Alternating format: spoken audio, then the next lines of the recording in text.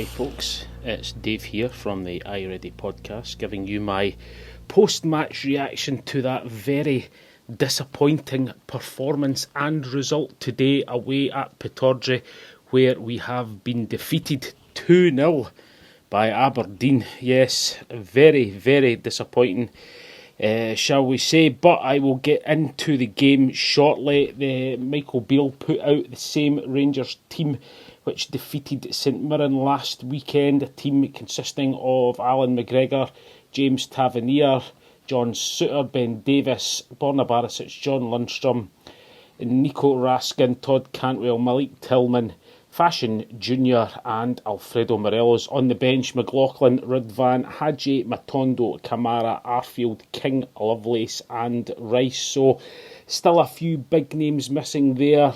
Ryan Kent, Ryan Jack, Connor Goldson all probably would have played if they had been fit, but I'm not taking that. I'm not making any excuses here. This was a very, very poor performance today by Rangers, it has to be said.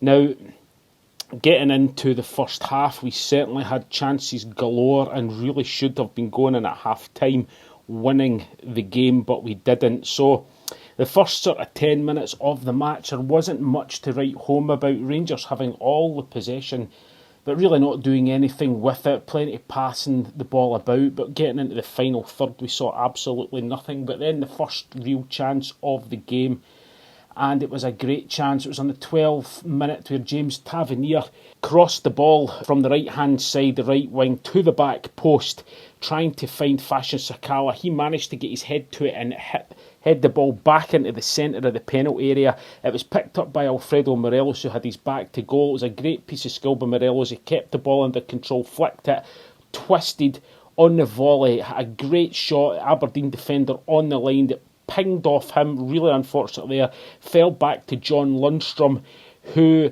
hits a shot but blasts it over the bar. A fantastic chance both for Alfredo. We can take that away from Alfredo because he did have his back to goal. It was a good piece of skill. Lundstrom really snatched at it, really should have had that one on target there, so that was a huge chance missed. But then just a minute later, we cannot pass up these opportunities. It was a great chance, and it was Malik Tillman picks the ball up. He passes through a tremendous ball to Fashion Sakala, who, great first touch, takes it past his player. He runs through 1-on-1 with the keeper. The goalkeeper runs out to narrow the angle. Fashion takes a first-time shot, which I am an advocate of. I'd like to say I always like to see strikers taking the first-time shot instead of rounding the keeper. But in hindsight, we had plenty of time. Maybe could have had time just to flick the ball past him and tap it into the net, but it wasn't to be. The ball was cleared. That should have been 1, if not 2-0 at that stage. And then another chance in the 19th minute, Fashion Sakala and Tillman again, a 1-2 on the edge of the box. Sakala had the chance to play Tillman back in again, but he didn't. He decided to go himself and he shoots well over the bar. Another good chance there. 25th minute, a great move from one side of the pitch to the other. This ended up with Borna Barisic. The ball laid off to him on the left-hand side by Tillman, and again Barisic really should have hit the target. He didn't. He hit the shot wide. I actually thought the goalkeeper had taken a touch, but it wasn't to be. The ball was past the post. So really, 3 incredible chances there, guys, and we were only able to hit the target once with those 3 chances. Really, it was pretty poor finishing from Rangers. We can't miss opportunities like that. Then the 33rd minute, Sakala lays off Raskin into the box. He takes a shot. Really unlucky. Great defending, it has to be said, by the Aberdeen defender. He managed to slide in and get his body behind it to send the ball out for a corner, so really unlucky there again, but another great chance.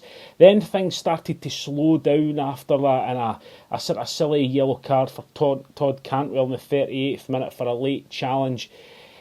And then in the 40th minute, Ben Davis, who did not have a good game today, guys. I hate throwing players under the bus, not that I'm going to, but he will know himself. He's had a poor last few games, Davies. No pressure whatsoever. Passes the ball straight to the Aberdeen player who runs through, shoots. Great save by McGregor and out for the corner. Thankfully, he didn't square it because there was 2 Aberdeen players waiting for the ball just to land to them. Thankfully, that he was greedy and we were able to get the ball away. And then just before the half-time whistle, James Tavernier, he attempts to find Nicholas Raskin in the middle of the park, but again, poor lackadaisical passing straight to the Aberdeen player who runs through, but thankfully shot well wide. So half-time whistle comes, guys. We should have been up 3-0. Let's be perfectly honest. I've said it already. We tore them to shreds in certain parts, but really poor finishing, really poor. And then you just saw it creeping in at the end of the first half. Really poor passing, under no pressure, giving the ball away really cheaply. And that, unfortunately, is how the second half ended up for us, because we go into the second half, we had 79% possession, but only the 2 shots in target. But like I said, the standard of passing was dreadful. Into the second half, straight away, a fantastic long ball from Davies to Sakala in the box. Sakala manages to hold off the defender, lays it to John Lundstrom, and he shoots again just wide.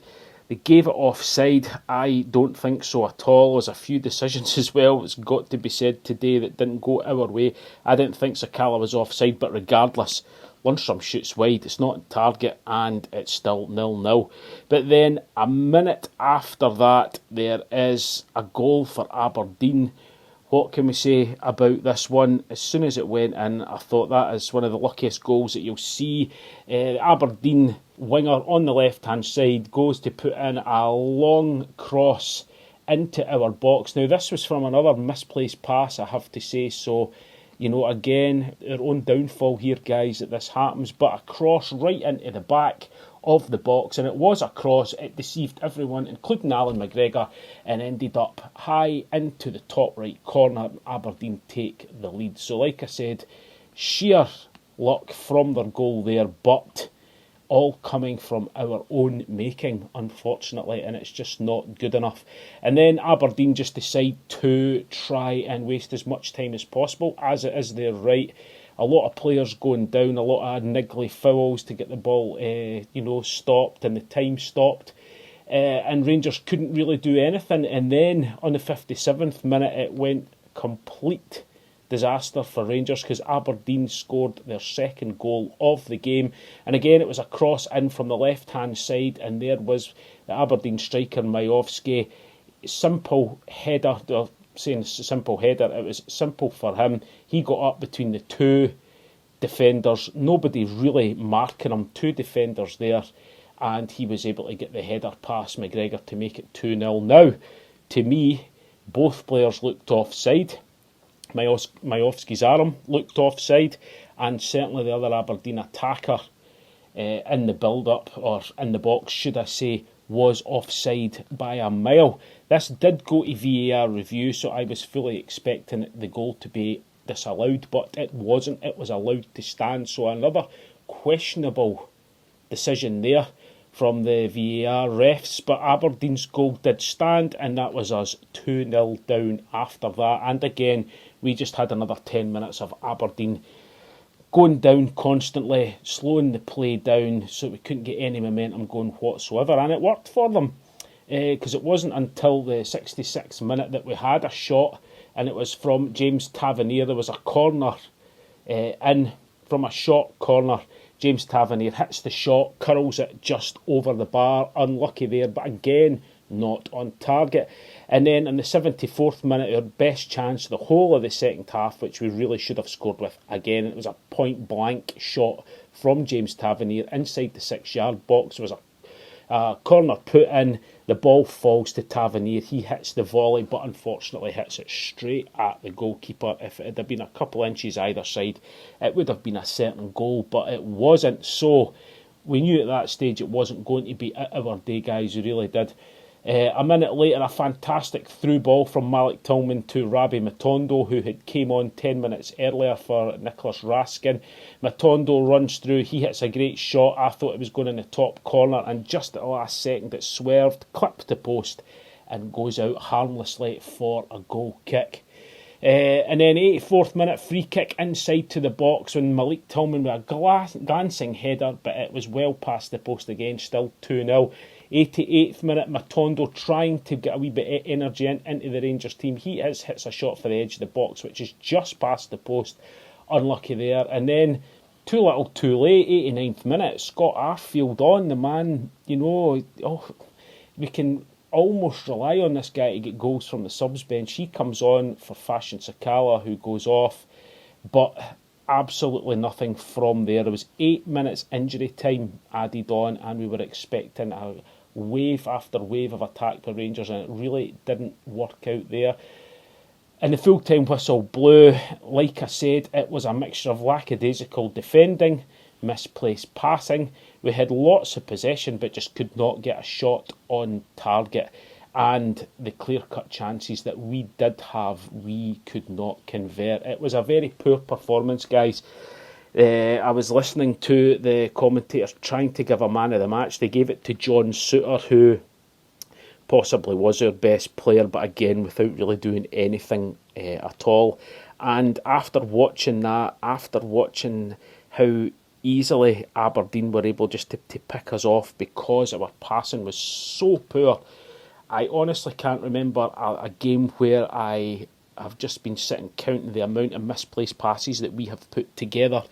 It was just shocking, guys. But you know that, you watched it yourself. It was very disappointing. We can't do anything about it now. The game is now finished, and we have the huge game next weekend against Celtic in the Cup in the semi-final. And this is it, lads. This is it. This is our final chance to try and get some silverware and salvage something this season. And if the players go out in that mindset, it is going to be a tough one to watch. I really hope they all get a kick up the backside after watching that. I hope we get a couple of players back from the injury table. You know, we've been very harsh on Connor Goldson, but I think since he's went out, we've seen the standard of goals that we've been shipping is inexcusable. So, you know, we really need to get that sorted. But I'm going to leave it at that, guys. Like I said, I can't say any more on the game. Try and enjoy the rest of your night. Derek and I will be back this week. We've not recorded for a while, but we are going to get something recorded this week because we've got a few games to go over and a lot to talk about. So take care, people. We will be back soon. Goodbye.